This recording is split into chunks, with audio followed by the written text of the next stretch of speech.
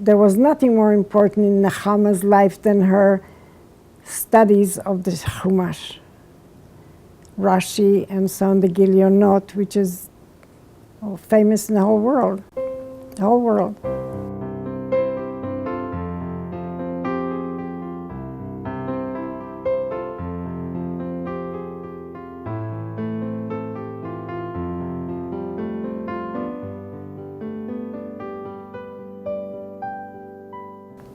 And she was such a simple person.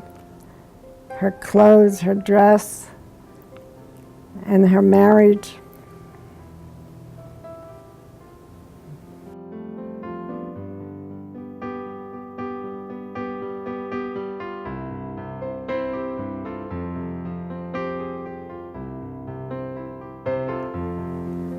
At one point, Nehama Leibowitz moved to Kiryat Moshe with her husband.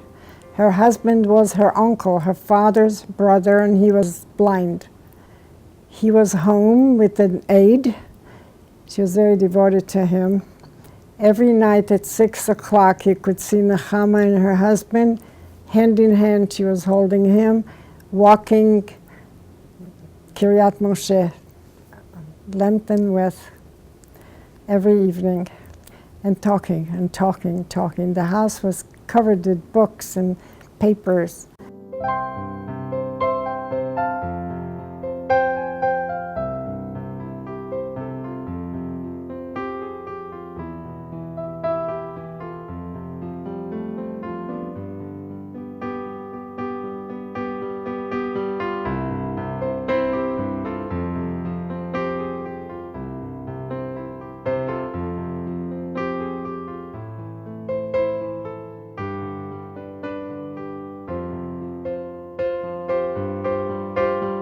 When my parents came out of the old city, my parents built their home in Kiryat Moshe, and my parents were part of the people who started Kiryat Moshe. We moved in when I was 2 years old, and this is the only home I remember from my youth. My father had a double lot, big lot. Half of the lot he built the home, which was Jerusalem stone, a beautiful house. And the other side was rocks. That's where we used to play games, as the rocks were our homes. With my friends, this was the other side of the lot. My father never built on the other side. He built a home. We had 5 rooms, including bathroom, inside the house. Everything was very modern, in opposite to what homes in Jerusalem were at that time. Usually most of the houses where the bathroom was outside, the kitchen was outside, in my time. But our home was already very modern, and we had everything indoors. We had 5 bedrooms. One of them was a bathroom, a dining room, one was a living room, but all of them were used as bedrooms too, because the children had to be sleeping somewhere. So my parents had a nice bedroom, I remember very well, and I slept with them. Big bedroom, and had a big door in between their room and the other room, the living room. And when we had a simcha, everything was emptied out of those 2 rooms, and they opened the door in between, big door, glass, and they used to become a hall. We had simchas there, bar mitzvahs, brisson of the family. When I graduated from the seminary, my parents gave their home for the party for the seminary to celebrate our graduation years later.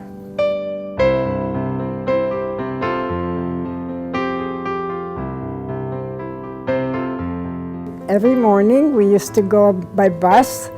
My father and I used to go on the same bus. He used to go to his school to teach, and I went to my school to learn. And that same bus was the Nehama Leibowitz too, when she moved into Kiryat Moshe. Kiryat Moshe was considered out of town, a parvar. The school was 8 grades. We had teachers, men and women. The the principal was Feivel Meltzer, the son of Rabbi Esther Zalman Meltzer, very great rabbi. I was there for 8 years. And at the end of those 8 years, I went to the seminary, which was called the Seminary Lemorot Shel HaMizrahi, women. And the one who started that seminar was my father's brother, Moshe.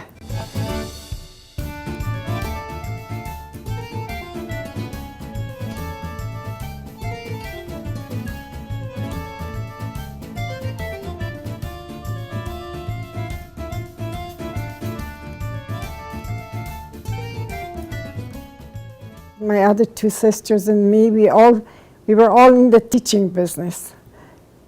My father was a teacher, my uncle was a teacher.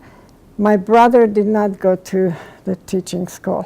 And Nehama Leibowitz was the teacher at the seminary for women. So she became my teacher. And we used to go to school every morning together.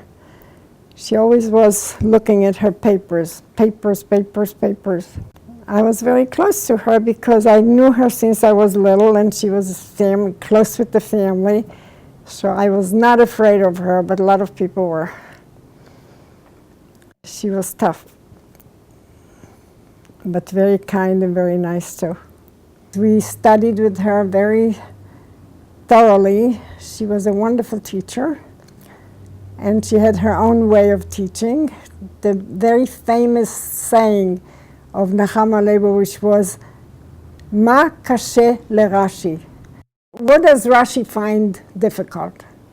What is difficult for Rashi? That was her famous saying in Hebrew, "Ma kashe leRashi." And she used to work around that.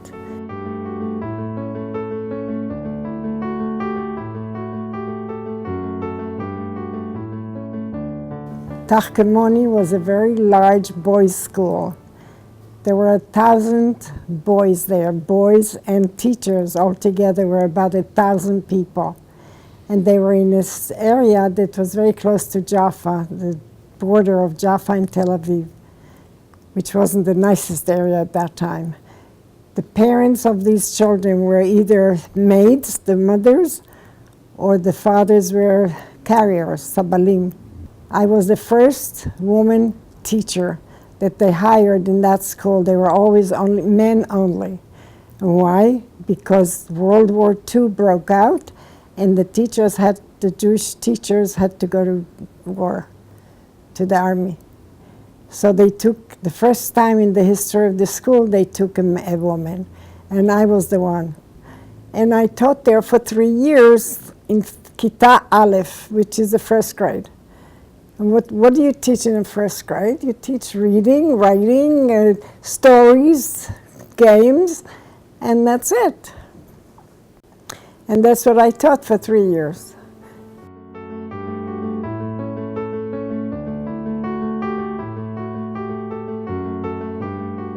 The Haganah was part of our life as a family.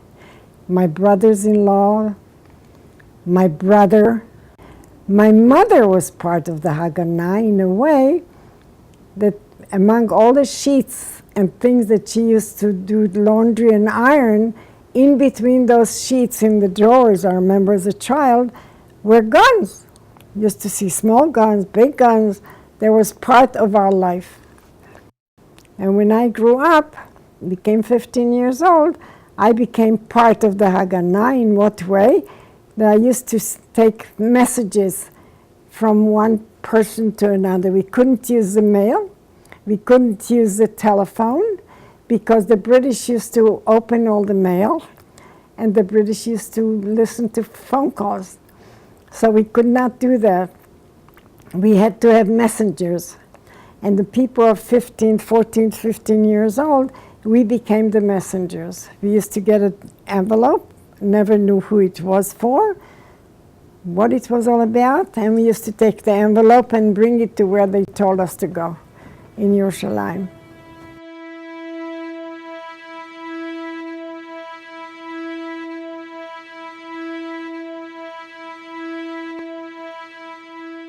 in 1942, they had a course which was called Memkafim, Mefakdei Kitot, that people, whoever was chosen to be part of that course, was supposed to sign up for the whole summer. We would be working with live ammunition, but officially we would be scouts, regular scouts.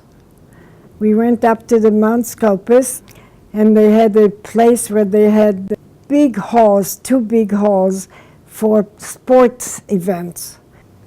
We were all in those 2 halls. They taught us how to use real ammunition. The British used to come all of a sudden, out of nowhere. They used to all of a sudden pop up and be near us. But we had people who were watching, like Shomrim, and they used to see them from the distance. The minute they used to see British soldiers approaching, they used to have a special whistle. Wherever we were working, we had a room, a place where we used to go to the floor, pick up the floor, drop everything that we had real, and close the floor. That was called a slick, Samach Lamed Yud Kuf, from the word to get rid of. We used to wait till the British used to come, watch us, talk to us, and at that time they saw us playing with like scouts, all kinds of things for scouts. And then they used to leave. The minute they left, we used to start all over again with our work. They tested each one how they shoot and how they work. My shooting was very good. I used to keep the part of the gun that goes into here, in between the 2 bones here. You had to keep it in a certain way that it won't fling and hit you when you shoot, real shoot. And I did it very well. And they gave me a prize for it. I don't even remember what it was. My shooting was very, very excellent.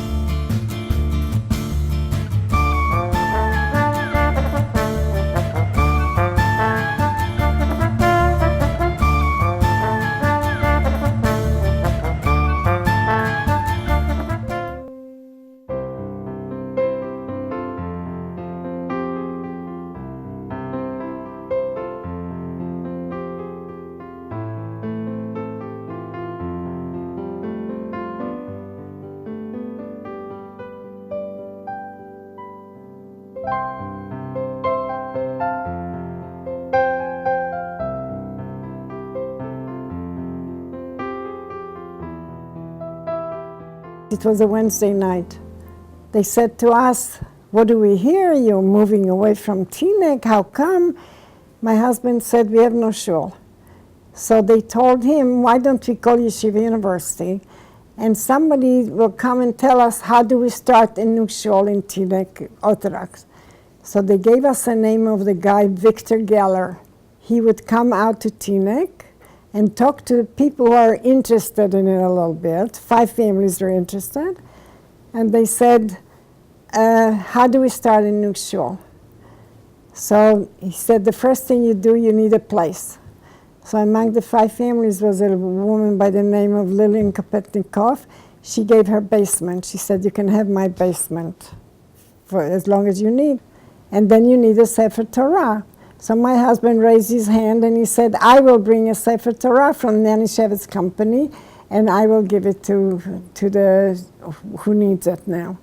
The next Shabbat, after that Wednesday, was Parshat Shlach, and we had our first minyan in Lillian Kopetnikov's basement with our Sefer Torah. The first minyan on Parshat Shlach. And that's how congregation Bnei Yeshurun started. We bought, after the basement, in her house, we were a whole year there. We had to move because people started to come, and more people. So we bought a house on Jefferson corner, Western Wood Avenue. That's where it's right here now. And we had our shul right there in that building, Jefferson and West Englewood Avenue. We worked a whole year on that shul. Really worked unbelievably. People who were not involved in shuls at all, really not. I named it Bnei Yeshurun because I remembered so well from my youth the Yeshurun shul in Jerusalem, which was a beautiful shul. So that's Bnei Yeshurun. This is the background, and since then, people started to come more and more. We now have 14 Orthodox shuls in Teaneck. Bnei Yeshurun was the first one.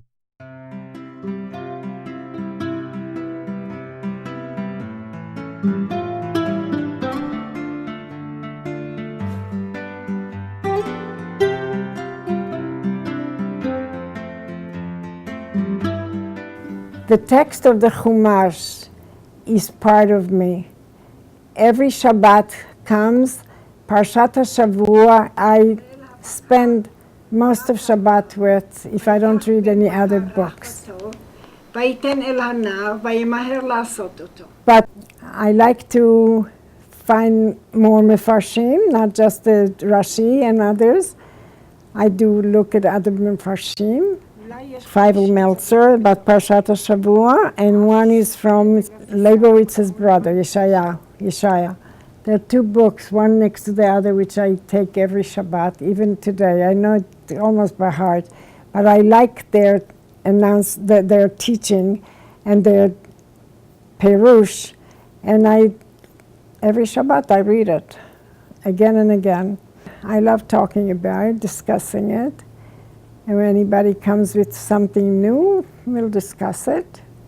And I love the text itself. I can just sit and read it many, many times during the day.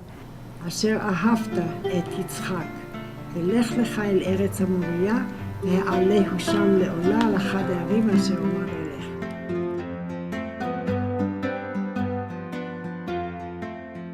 My feeling about living in this country, which I never thought that it'll happen.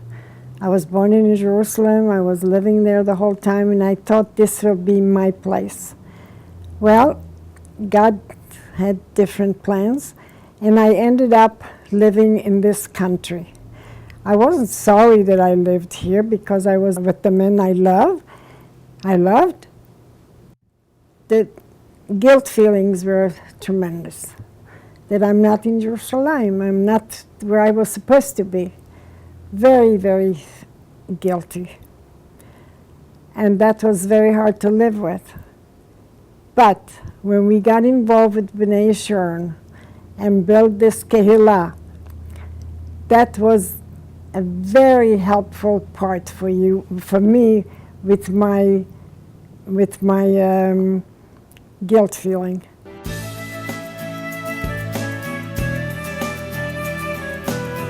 I never knew what it meant to build a community. I was born into a community, and this was my whole life. And all of a sudden I found myself being in a place where I had to help build a community.